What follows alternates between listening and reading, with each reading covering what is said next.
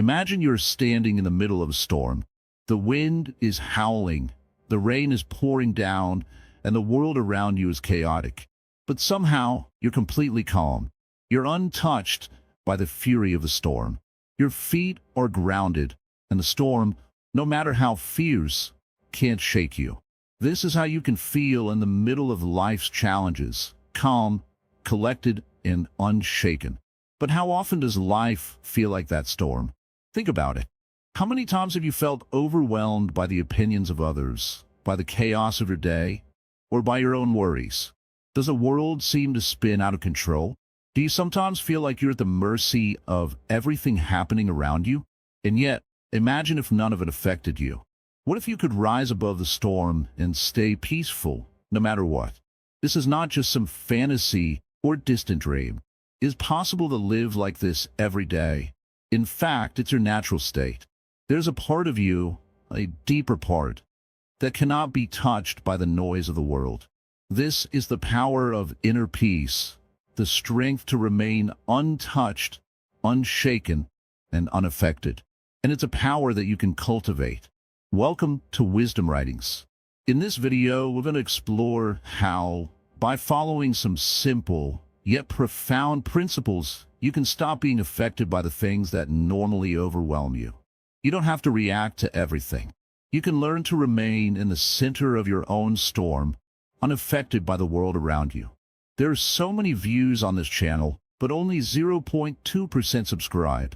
So please, like, comment, share, and most importantly, subscribe to our channel. Drop your thoughts in the comments below. We would love to hear how you're applying these ideas in your life. Now, let's dive into the first step towards building your inner fortress. The journey to freedom from the chaos of the world starts here. The illusion of control, letting go like the Buddha. There's a story in the teachings of the Buddha that speaks directly to the heart of what we are talking about. A man came to the Buddha, angry and frustrated, and he said, "Why do bad things happen to good people? Why does life seem so unfair?" The Buddha, with the calmness of a deep river, simply looked at the man and replied, "It is not the world that is unfair.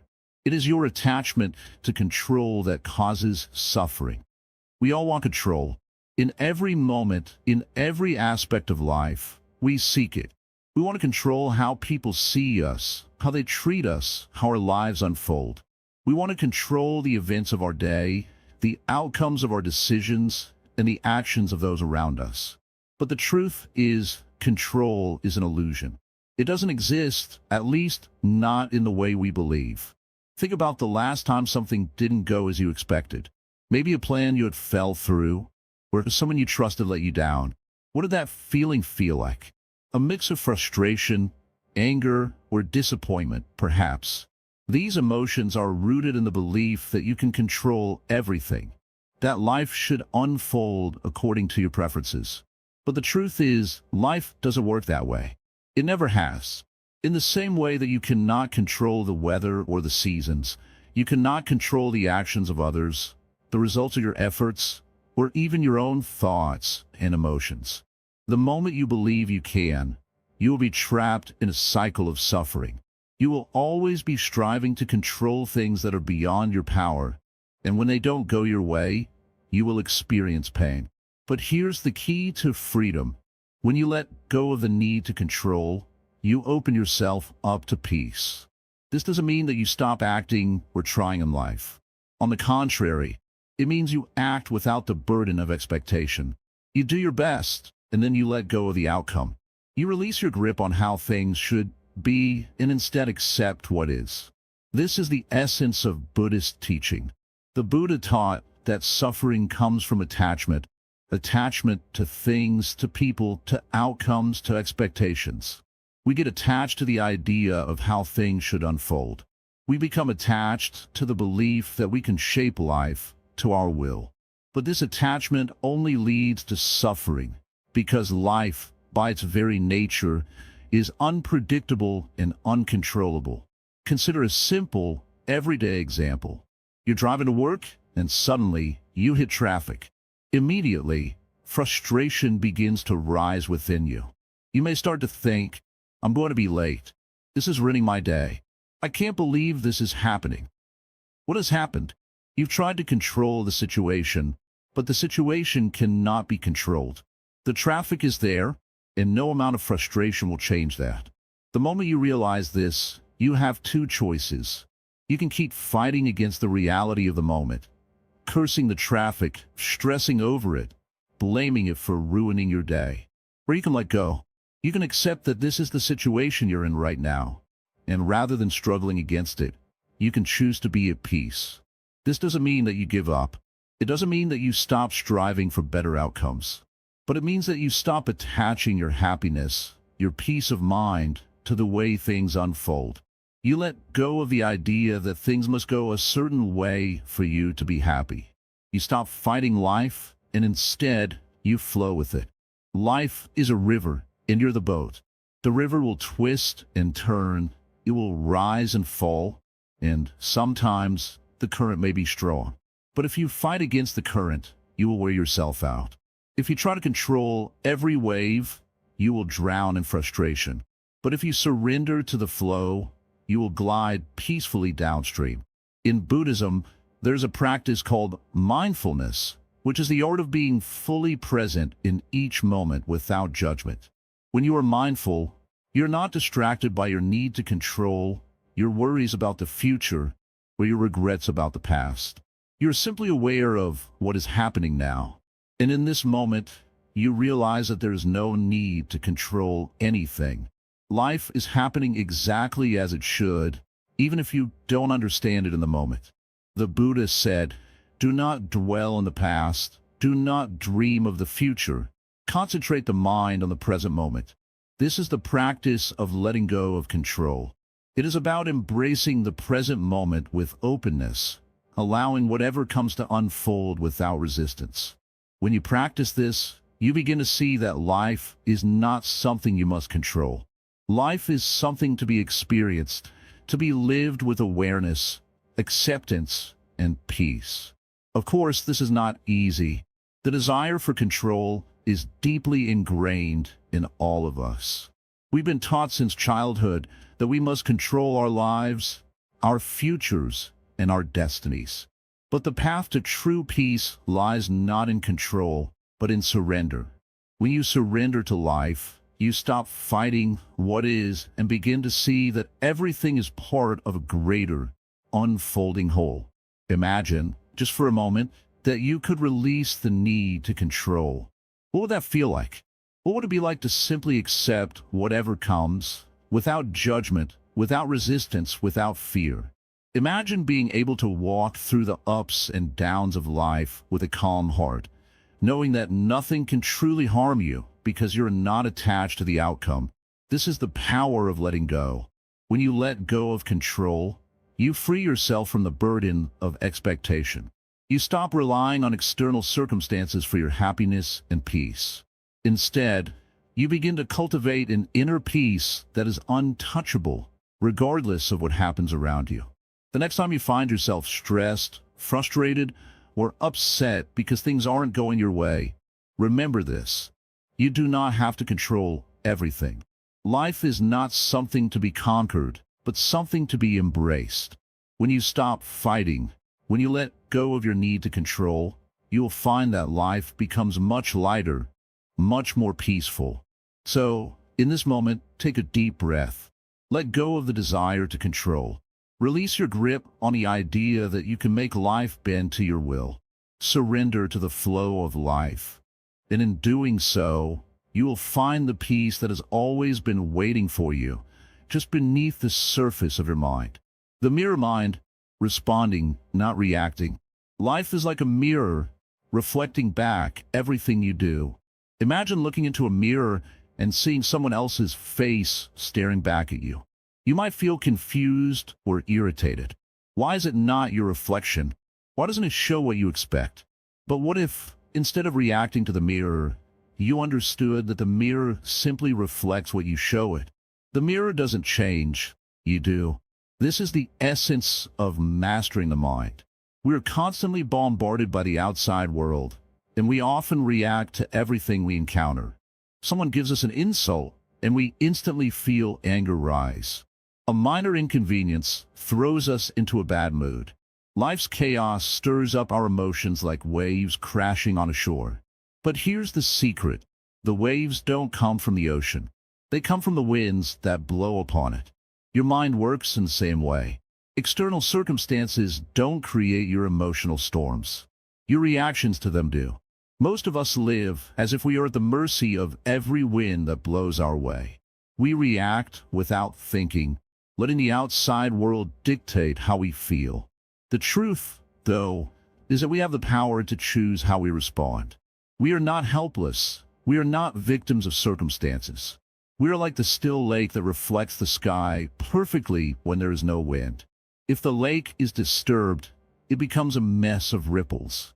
If the mind is disturbed, it's like the lake, cloudy, unclear, and turbulent. But when a lake is calm, when a mind is still, the reflection is pure. You see things as they are, without distortion. No judgment, no attachment, just clarity. Life becomes easier when we learn to respond to situations, rather than react impulsively. Responding means choosing your response with awareness, taking a moment before you act. Reacting, on the other hand, means allowing emotions to control you without understanding why. Take a moment to observe how often you react. When someone cuts you off in traffic, what is your first instinct? Do you feel anger rise within you? Or maybe frustration? Do you start thinking thoughts like, how dare they? Or this is so unfair? But have you ever stopped to ask, why are you so quick to react? Why do you allow that moment to stir up anger? The person who cut you off didn't actually do anything to you personally. They were just living their own life, and yet you allowed them to disturb your peace.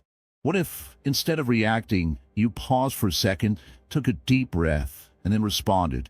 What if you realized that their actions are not an attack on you? That's the beginning of freedom. You're no longer controlled by external forces. You are in charge of the response. You become the mirror that reflects only what you choose. This is a key teaching in Buddhism. The Buddha said, "We are what we think. All that we are arises with our thoughts. With our thoughts, we make the world. Our thoughts shape our reality. When we react, we are allowing the world to shape us. But when we respond, we are creating our own reality, free from the influence of external events. The real power lies not in what happens to you, but in how you interpret and respond to it. Imagine a person who insults you. You could react with anger, letting the insult define your mood for the rest of the day. Or you could choose to respond with understanding, recognizing that the other person may be carrying their own pain or frustration. In that moment, you have the opportunity to transform the situation. You can decide that their words will not define you. You could choose to stay peaceful no matter what.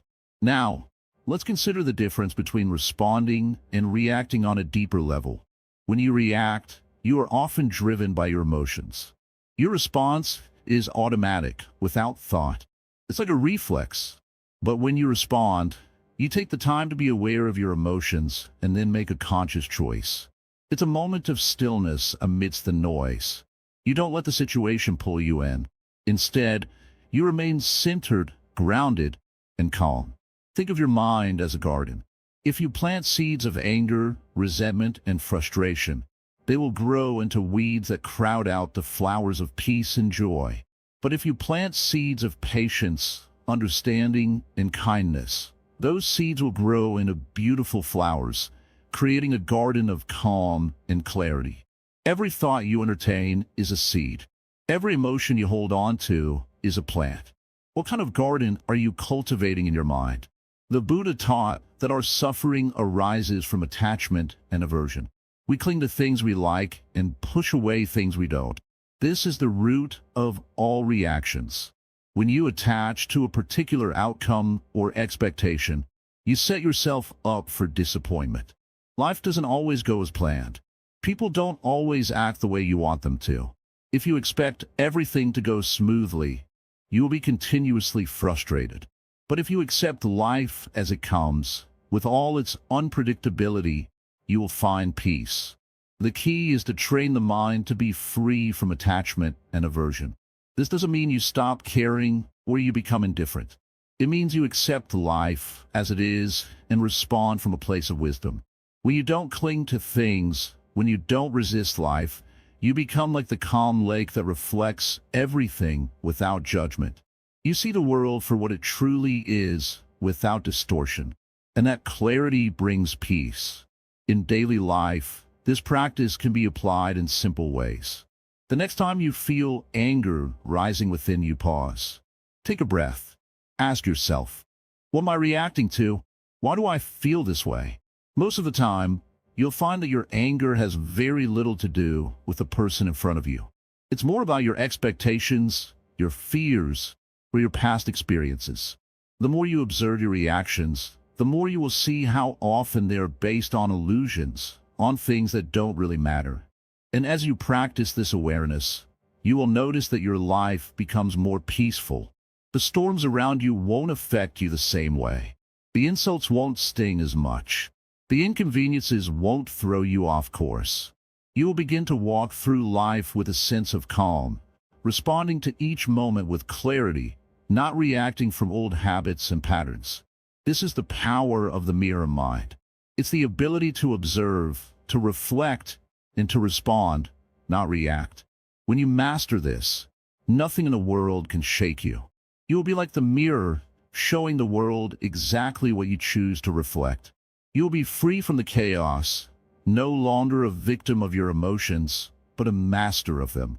The mirror only reflects what is in front of it. What will you choose to reflect?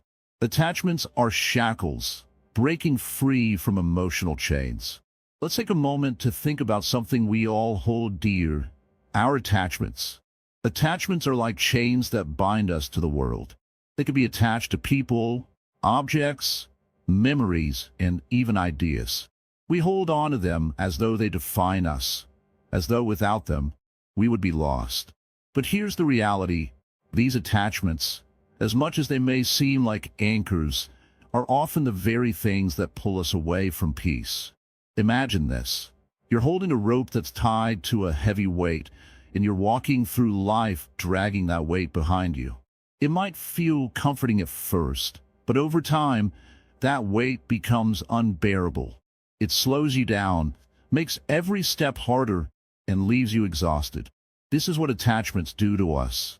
We carry them, thinking they're helping us, but in reality, they only hinder our ability to move freely. The more tightly we grip these attachments, the more they weigh us down. Now, think about the things you are attached to. It could be a relationship that once made you happy, but now only brings pain.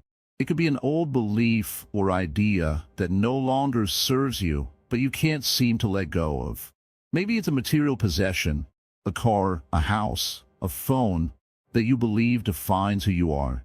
Or perhaps it's an expectation of how things should be, in the disappointment when reality doesn't match that expectation. Each of these attachments, in their own way, pulls you away from peace and inner freedom.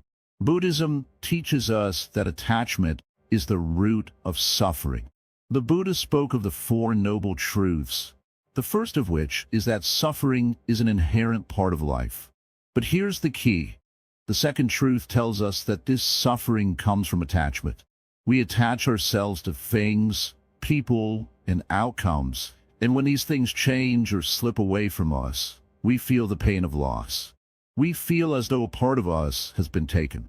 But this suffering is not a punishment. It is simply a reflection of how much we've allowed ourselves to be tied to external circumstances. Imagine you're standing in a beautiful garden, and there's a flower right in front of you. You admire its beauty, you feel a deep sense of gratitude for its existence, but then, instead of enjoying it for what it is, you pluck it and hold it in your hands. You think that by holding it, you'll make it last forever. But as time passes, the flower begins to wilt. You try to protect it, but nothing you do can stop the inevitable. The flower was beautiful because it was free, rooted in the earth, and allowed to live in its natural cycle. The moment you attach yourself to it, it began to die. This is what happens when we cling to people, places, and things. We try to possess them, to make them last forever, but in doing so, we trap them in a state of decay. Everything in life is impermanent, constantly changing. People grow older, relationships evolve, jobs come and go, and even the things we think will last forever eventually fade away. The more tightly we grip these things, the more we suffer when they change. But here's the wisdom of the Buddha. We don't have to hold on. We don't have to cling. When we release the grip of attachment, we open ourselves to the natural flow of life. We stop trying to control everything and allow ourselves to experience life as it is, fluid, ever-changing, and free. Releasing attachment does not mean that we stop caring. It doesn't mean that we stop loving or that we become indifferent to the people and things that matter to us. It simply means that we stop trying to hold on to them so tightly. We stop tying our happiness to the external world. Instead, we allow ourselves to be present with what is, knowing that everything will change, and that is okay. This is a radical shift in perspective. It requires trust in life, trust in the universe, trust in our own ability to adapt and find peace no matter what happens. It means recognizing that our happiness does not depend on anything outside of us. It comes from within. Imagine waking up in the morning without the weight of attachments on your shoulders. What would that feel like? What if you could go through your day without needing everything to go your way? What if you could experience life fully, without the constant fear of losing what you love or the anxiety of holding on too tightly? This is what it means to live without attachment. This is the freedom that comes when we let go of the need to control. It's not always easy, of course. We live in a world that encourages attachment. Society tells us to collect things, to hold on to relationships, to build our identity around possessions, titles, and accomplishments. But the Buddha's teachings remind us that this path only leads to suffering. True freedom comes when we let go of the need to possess, the need to control, and the need to cling to things as though they define us. When you start to release your attachments, you begin to see the world in a new light. You begin to realize that everything you need is already within you. You don't need the approval of others. You don't need to prove your worth through possessions or achievements, and you certainly don't need to fear the loss of anything. Life is here, right now, and it is enough. Every time you feel the urge to grip something tightly, whether it's a relationship, a possession, or a plan, take a step back. Breathe. Remind yourself that nothing is permanent. Remind yourself that you're not defined by anything outside of you. You are whole and complete, just as you are. And when you let go of attachment, you allow yourself to fully experience the beauty of life without the burden of fear, anxiety, or loss. This process takes time, and it requires patience. It's not something that happens overnight, but with practice, you'll begin to notice the shifts within you. You'll find that you're not as easily shaken by the things that once upset you. You'll learn to embrace the impermanence of life, and in doing so, find peace. So, ask yourself, what am I holding on to that no longer serves me? What attachments are keeping me from peace? What would it feel like to let go, even just a little, and trust that everything will unfold as it should? The more you release, the more you will find that you are free. Free to live, free to love, and free to experience life as it is, unburdened, unshaken, and at peace. Let go, and you will find a freedom that comes when you stop holding on so tightly.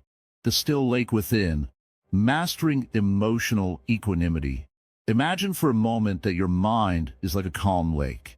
The water is still, the surface smooth and clear, reflecting the sky above.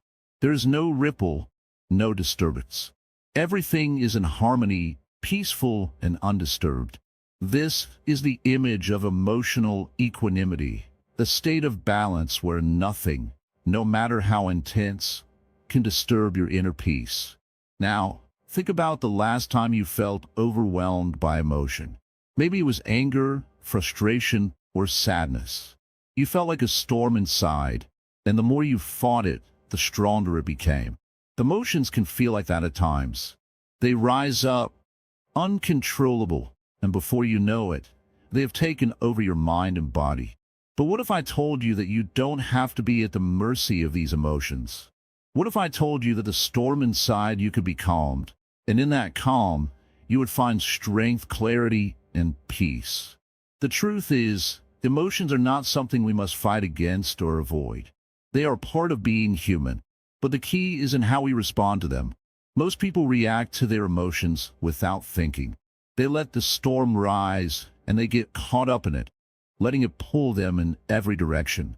But the person who understands the nature of their own mind does not react. Instead, they choose to respond with awareness, with clarity, and with peace. This is where Buddhist teachings come in. In Buddhism, one of the core principles is that we can master our minds, that we are not slaves to our emotions or circumstances. The Buddha taught that we all have the ability to find equanimity, no matter what the world throws at us. Equanimity is not about suppressing your emotions or pretending they don't exist. It is about learning to acknowledge them without being consumed by them. It is about creating space between stimulus and reaction, so that you can choose how to respond instead of being swept away by the tide of your emotions. In our daily lives, we are constantly bombarded by things that trigger our emotions. Someone says something hurtful, we face a difficult situation at work, or we find ourselves in a stressful environment. These triggers are inevitable, but what we can control is how we respond. The Buddhist teachings remind us that our reactions are not automatic. They are a choice. When you understand this, you begin to see that you don't have to be at the mercy of every emotion that arises. You can choose to pause, to breathe, and to respond from a place of inner calm. Imagine, for a moment, that someone criticizes you or blames you for something you didn't do. In the past, you may have felt anger or defensiveness rise up inside you. But now, with practice, you can feel that emotion without letting it take control. You can notice the anger, acknowledge it, but instead of reacting, you take a deep breath. You allow the anger to rise, but you don't let it define your actions. The anger is like a wave, but you're the ocean. It comes and goes, but you remain steady. This is emotional equanimity, the ability to remain calm and balanced, no matter what is happening around you. It's a skill, and like any skill, it requires practice. The more you practice, the easier it becomes to maintain that inner peace, even in the most challenging of situations. But how do you practice emotional equanimity? It starts with awareness. The next time you feel a strong emotion, pause for a moment. Don't immediately react. Instead, ask yourself, what am I feeling right now? Acknowledge the emotion without judgment. Don't label it as good or bad. Just recognize it for what it is. This simple act of awareness creates space between you and the emotion. You become the observer, not the participant in the emotional drama. As you continue to practice this, you begin to create a sense of distance between you and your emotions. You begin to see that emotions are like passing clouds. They are not permanent. They come, they linger for a while, and then they move on. You don't have to hold on to them. You don't have to let them control you. Another key practice in cultivating emotional equanimity is mindfulness. Mindfulness is the practice of being fully present in the moment, without judgment. When you are mindful, you are aware of your thoughts, feelings, and physical sensations, but you don't get attached to them. You simply observe them as they arise, without trying to change or fix them. This practice helps you detach from the constant fluctuations of the mind, allowing you to find peace amidst the chaos. In Buddhism, one of the teachings that can help you achieve emotional equanimity is the Four Noble Truths. The first truth teaches us that suffering is a part of life. We all experience pain, loss, and disappointment. But the second truth shows us that suffering is caused by our attachments. Our attachment to things, to people, to ideas, and even to our own emotions. When we let go of these attachments, the suffering eases. The third truth tells us that freedom from suffering is possible, And the fourth truth outlines the path to that freedom, the Eightfold Path. The Eightfold Path is a practical guide to living a life of peace and balance. It teaches us to cultivate right understanding, right intention, right speech, right action, right livelihood, right effort, right mindfulness, and right concentration. When we practice these steps, we begin to transform our minds and our emotions. We begin to live in harmony with ourselves and the world around us. Equanimity, then, is not just a passive state of calm. It is an active practice that requires attention and effort. It means that no matter what life throws your way, you choose to remain balanced and composed. You are not swayed by the highs and lows, the praise and criticism, the wins and losses. You are steady, like that still lake, reflecting the sky above without distortion. As you cultivate this inner peace, you will notice a profound shift in your life. You will no longer be controlled by your emotions or by the events that occur around you. You will find yourself responding to life's challenges with wisdom and clarity, rather than reacting in a way that adds to the turmoil. You will become like the calm center of a storm, unshaken, unmovable, and at peace. The practice of emotional equanimity brings you freedom. Freedom from the chaos of your thoughts, freedom from the pull of your emotions, and freedom from the constant fluctuations of life. When you are free from the storm inside, you can walk through life with ease. You can face challenges with grace, and you can find joy in even the most difficult moments. So begin today. The next time you feel your emotions rising, take a moment to pause. Observe them without judgment. Breathe deeply and choose to respond from a place of peace. Over time, this practice will transform you. You will become like the still lake, calm, clear, and untouched by the storms that surround you. And in that stillness, you will find true freedom. The silent observer, training the mind to watch, not wrestle. Imagine a peaceful lake at dawn, its surface smooth and still. The water reflects the sky above, and for a moment, everything seems perfectly in harmony. But then a stone is thrown into the water. Ripples form, spreading out in every direction. The calmness is disrupted, and the surface becomes restless. The water doesn't resist, it simply reacts. It doesn't fight the stone. It doesn't try to hold on to its stillness. It accepts the stone, embraces the disturbance, and the ripples gradually fade, leaving the lake still once again. This is how the mind works. We're like the lake, constantly being disturbed by the stones thrown into our thoughts. These stones can be anything: a judgment, an expectation, a fear, or an anxiety. We often react immediately, as though we must respond to every ripple. We wrestle with our thoughts, try to control or push away the disturbance. But the truth is, just like the lake, we don't have to fight the ripples. We don't have to wrestle with every thought that comes our way. The more we try to control or resist them, the more restless we become. What if, instead of struggling against these disturbances, we simply observe them? What if we could sit by the water of our mind, watching the ripples without becoming caught in them? What if we could allow the thoughts to come and go, without reacting to them, without clinging to them? This is what it means to be a silent observer.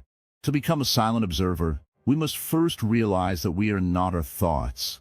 We are not our emotions.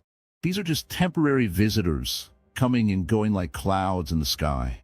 Our true nature, the stillness of the lake, is always present, always unchanging. When we identify with our thoughts and emotions, we become lost in them. We believe we are our anger, our anxiety, our sadness. We react impulsively, and in doing so, we get caught in the ripples of the mind.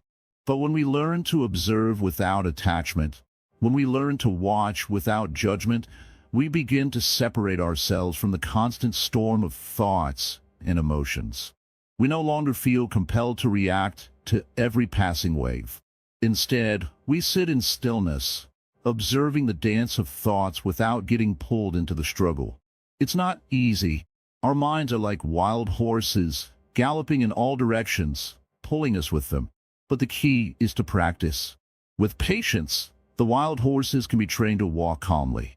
This is the art of mindfulness, the practice of being fully present in the moment, observing our thoughts and emotions without becoming entangled in them. Imagine walking through a busy street, surrounded by noise and distractions. People rush past you, conversations blur together, the world is spinning in every direction. But within you, there's a quiet center. You are aware of everything happening around you, but you're not disturbed by it. You remain grounded, calm, and focused. You see the chaos, but you're not part of it. This is the power of the silent observer. The more we practice this, the stronger our sense of peace becomes. The world may continue to be chaotic, but we no longer react to it. The ripples of life no longer disrupt our inner calm. We can face any challenge, any disturbance, with the steady presence of a silent observer. This is the freedom that comes with mastering the mind. This is the path to unshakable peace. In Buddhist practice, this is often called mindful awareness. It is the practice of being fully present, but detached. It's like sitting in a cinema, watching a movie. The scenes unfold, the characters speak, and the plot twists and turns. But you are not a part of the movie. You're just watching it unfold on the screen. You feel the emotions, but you don't take them home with you. You experience the story, but you're not caught up in it. This is how we must approach our thoughts and emotions. We experience them, but we do not let them define us. We feel them, but we don't let them control us. By observing them without attachment, we learn to master our minds. We stop reacting, stop struggling, and begin to experience life with the calmness and clarity of a silent observer. As you begin this practice, you will notice how your reactions start to shift. You will become less impulsive, less driven by your emotions. You will no longer feel like you are at the mercy of every thought or feeling. Instead, you will become the calm center in the middle of the storm, the silent observer who watches without judgment. This is true freedom. This is the path to peace. But remember, this is not something that happens overnight.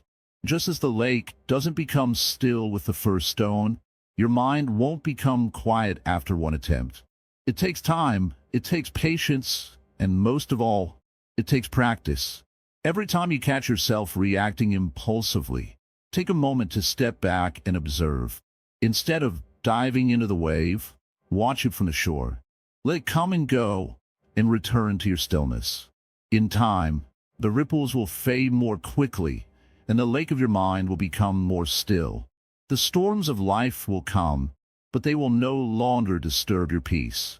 You will remain calm, focused, and unshaken, just like the silent observer, watching life unfold without getting caught in it.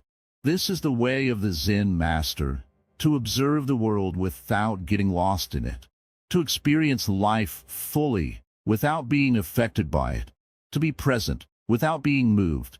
This is the power of the silent observer. It's not about controlling your mind.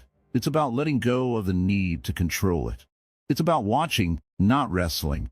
Samsara in storms. Understanding life's endless cycles. Life, my friend, is like the ocean. The waves come and go, some calm, some furious. And just like the waves, the storms in life, our hardships, struggles, and challenges are a part of this vast ocean. You cannot stop the waves from coming. You cannot stop the storms from appearing. But you can choose how you respond to them. What if I told you that the storms you face are not random? That each wave, each gust of wind, each moment of suffering has a deeper purpose? These storms are not meant to break you. They are meant to teach you. The true power lies not in avoiding the storm, but in learning how to sail through it. This, my friend, is the nature of samsara, the cycle of life, death, and rebirth. In Buddhism, we are taught that life is a constant flow, a never-ending cycle of change. Everything around us is in constant motion. The only certainty in life is that nothing stays the same. Happiness, sorrow, success, failure, all of it is temporary. All of it is like a wave in the ocean, here for a moment, then gone in the next. But many of us don't see it this way. We cling to moments, to people, to things. We get caught in the idea that our happiness depends on external conditions. We think, if only I had more money, a better job, or a different relationship, then I would be happy. This is where the trouble begins. We start to believe that our peace and happiness are dependent on the world around us, on things we cannot control. And when the storms of life come, as they inevitably do, we find ourselves tossed and turned, unable to find solid ground. But the truth is, peace comes from within. The storms outside cannot touch the calm inside you, if only you allow it. Samsara teaches us that suffering is a part of life. It is inevitable, but it is also a teacher. The suffering you face is not here to destroy you. It is here to show you where you are attached, where you are holding on too tightly. It shows you where you are still clinging to things that are not meant to last. Imagine you are holding onto a rope. The rope is tightly wrapped around your hands, and you are holding on with all your strength. But the rope is fraying. It's unraveling. The harder you hold on, the more it slips from your grasp. Eventually, if you don't let go, the rope will snap and you will fall. This is what happens when you refuse to release your attachment to things, to people, to outcomes. You try to hold on to what you cannot keep, and it only causes you pain. But here is the gift that samsara offers: the opportunity to let go, to see that everything is in a constant state of change, and there is nothing to cling to. The storms will come and go, the waves will rise and fall, but you, the calm observer, remain untouched. You can learn to let go of your attachment to outcomes. You can stop identifying with the waves of life and instead become the ocean itself. You are not the storm. You are not the wave. You are the stillness beneath it all. This is the essence of Buddhist practice. We are not here to escape suffering, but to transform it. To understand that suffering is not something to be feared or avoided. It is simply part of the cycle of life. And once you understand this, you can begin to see suffering in a new light.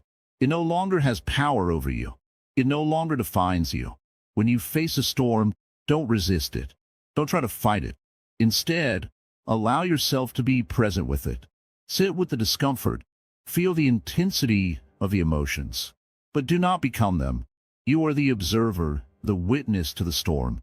And as you watch it pass, you realize that you are never truly affected by it. You are simply experiencing it, but you are always whole, always untouched. Now, you might be wondering, how do I begin to practice this in my everyday life? The answer is simple: awareness. The next time you feel overwhelmed, the next time you're caught in the storm of your emotions, stop for a moment. Take a breath. Close your eyes and recognize that you are not your emotions. You're not your thoughts. You're the space in which they arise. And that space is calm, it is vast, and it is unshakable. The more you practice this, the more you begin to see that the storms of life, while real, are not the end of the story. They're just another wave passing through. You can stop identifying with the storm. You can stop thinking that the storm defines you. It is only a part of the ever-changing flow of life. When you understand this, life becomes less about controlling everything and more about letting go. You begin to understand that the only thing you can control is your response. You cannot control the storm, but you can control how you sail through it. You can choose to remain calm, to remain grounded, to remain peaceful. And when you do, the storm no longer has the power to knock you off course. This is the wisdom of samsara. The cycles of life, the ups and downs, the storms and the calm, are all part of the dance of existence. You do not need to resist them. You do not need to fear them. You simply need to accept them as they are, knowing that they will pass, just as everything else does. In time, you will find that the storms have less and less power over you. You will begin to see them for what they truly are: temporary, fleeting, and ultimately harmless. And as you learn to ride the waves of life with grace and ease, you will discover a peace that is unshakable, a calm that remains even in the face of the fiercest storms. This is the freedom that comes from understanding samsara. Life is a cycle of constant change, and once you stop resisting it, you can finally find the peace you have been seeking. The storm will pass, and you, my friend, will remain. The path of release, eightfold way to unshakable peace. Sit down, take a breath, let your shoulders drop, let the world be for a moment. You do not need to fix anything right now. You do not need to fight anything. Right now, you are here. That is enough. That is powerful. In Buddhism, there is a path, not a path to run away from life, but a path to walk through it with peace. This path is not something far away. It's already here, in your breath, in your steps, in the way you speak, in the way you live. It is called the Noble Eightfold Path. It's not a rule book. It's a way of living that frees you from being controlled by pain, anger, fear, and desire. You see, suffering is not always loud. It doesn't always scream. Sometimes it sits quietly in the background, in your thoughts, in the way you feel after someone says something rude, in that tightness in your chest when things don't go your way. That silent suffering is what the Eightfold Path helps dissolve. When you walk this path, you begin to notice something. Life doesn't stop being life. People still speak without thinking. Problems still arise. But you are different. You don't react the same way. You don't get pulled in. You are rooted, centered. It's like being the mountain while the weather changes around you. The mountain does not shout at the rain. It just is. The Eightfold Path begins with the way you see the world. If your eyes are cloudy, you can't see clearly. Right view is like wiping the fog off the mirror. You start to understand things don't happen to you. They happen. You stop taking everything personally. You stop making everything about me. The more you see things as they are, not as you wish them to be, the more peace comes to you. Then there's the way you think. Right intention is not about pretending to be good. It's about choosing not to carry hate, not to carry greed, not to carry cruelty. Your thoughts create your world. If your mind is full of anger, then your world becomes a battlefield. But if your thoughts are calm, kind, open, even your enemies lose their power over you. And then comes speech. Right speech is a beautiful thing. It doesn't mean you never speak firmly. It means you speak truth without hurting. You don't lie. You don't gossip. You don't use words like weapons. And when you begin to speak like this, your world becomes softer. People trust you. And even more important, you trust yourself. How do you act? That matters too. Right action is not about following every rule written in a book. It's about living with honesty. Not stealing. Not harming. Not using others. You act in a way that allows your heart to rest. When your actions are clean, your sleep is deeper. Your mind is lighter. There's less guilt, less regret. Then comes your work, your livelihood. Right livelihood means not earning by harming others. Not using your hands or your mind to bring pain to the world. Whether you're a teacher, a driver, a cook, or a doctor, you do it in a way that brings peace, not suffering. Even a simple job, done with awareness and care, becomes a part of your spiritual path. Then comes the way you try, your effort. Right effort is not about grinding every day until you collapse. It's about gently pulling yourself back to the good again and again. When your mind wanders, you guide it home. When anger rises, you don't feed it. You water the seeds of kindness. It's not hard pushing. It's gentle, steady tending like a gardener. Now, we come to something very special, right mindfulness. This is the heart of the practice. You start paying attention. You eat, and you know you are eating. You walk, and you know you are walking. You listen, not just with ears, but with your whole presence. Mindfulness is like switching on a light in a dark room. You begin to see what's really there. And then finally, right concentration. This is not about becoming someone who sits in a cave all day. It's about training your mind to stay, to not jump around like a wild monkey.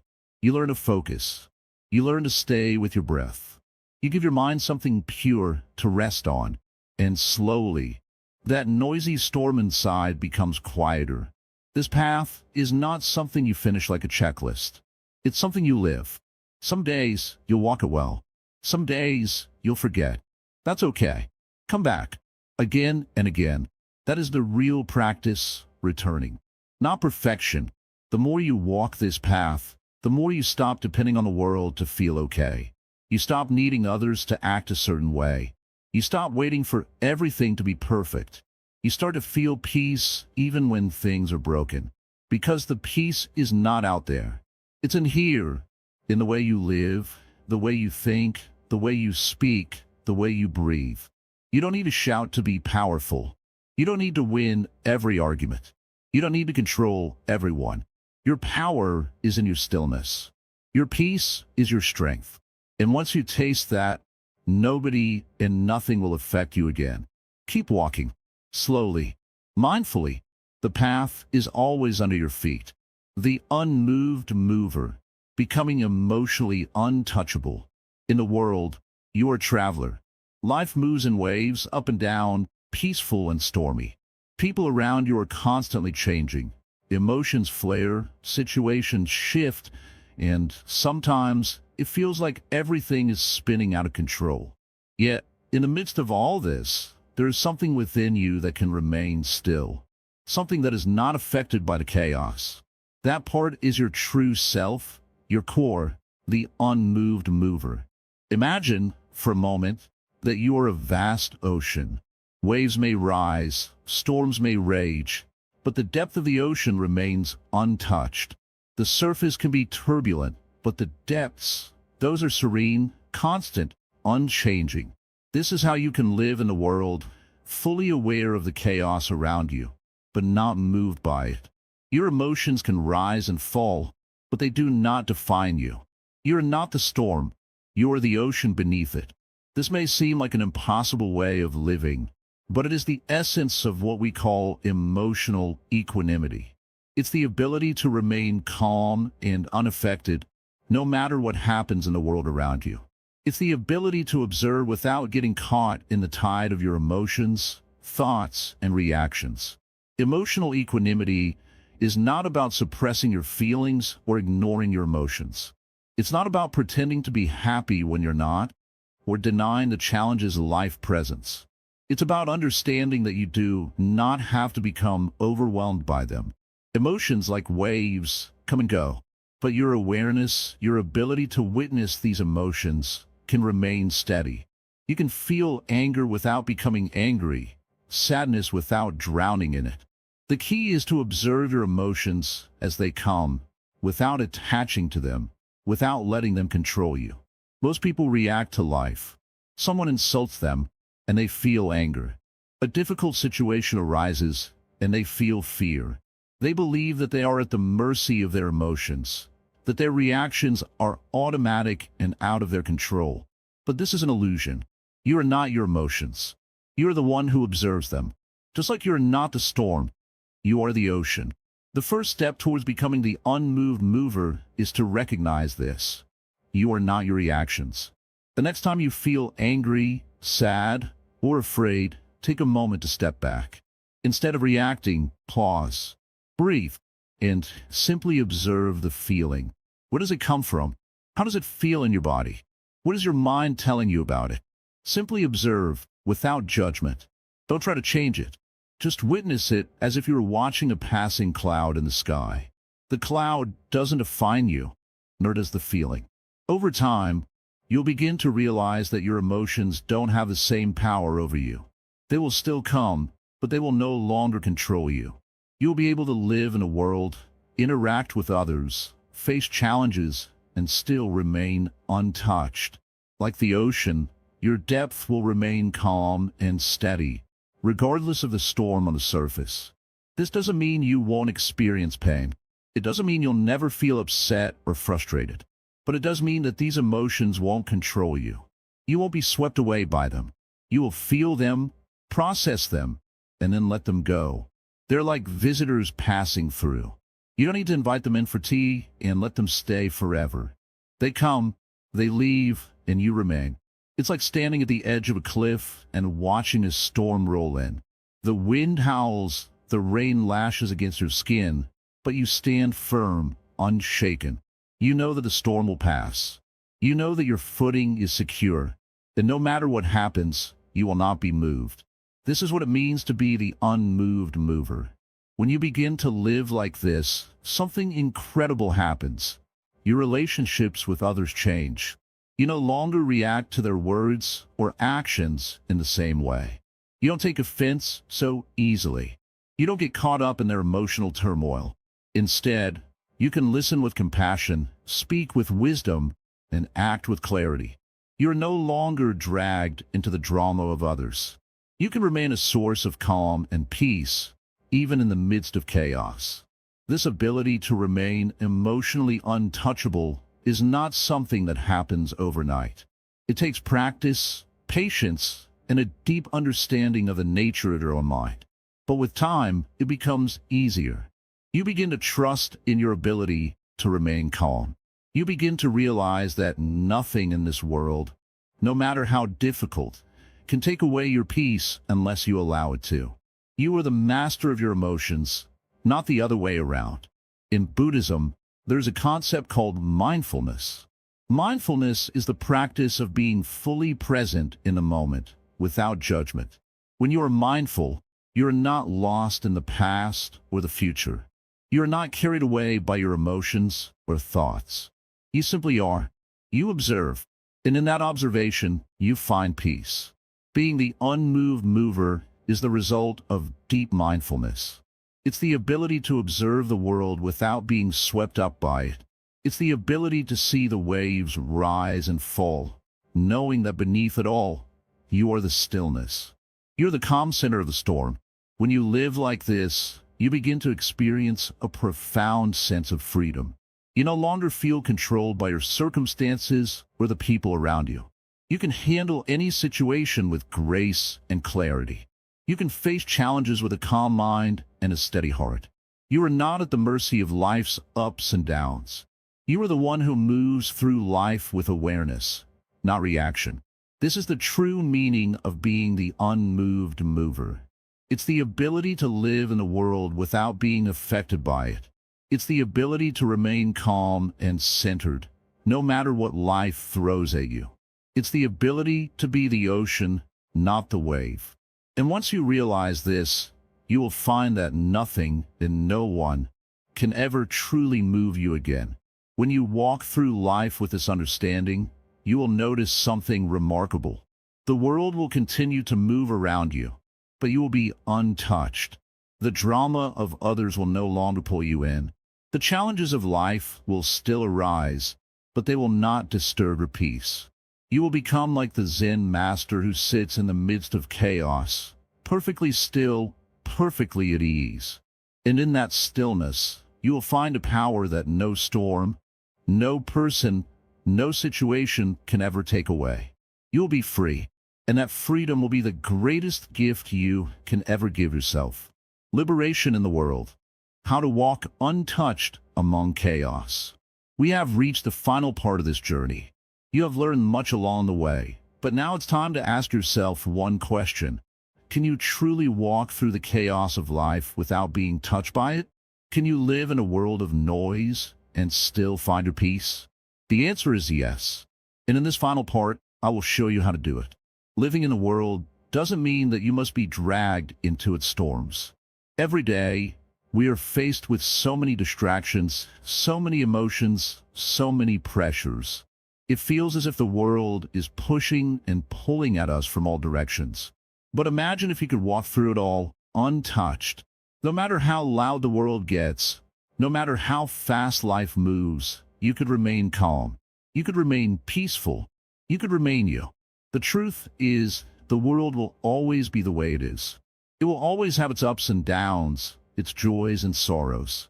The key to walking through it without being shaken is not in controlling everything around you, but in controlling how you respond to it.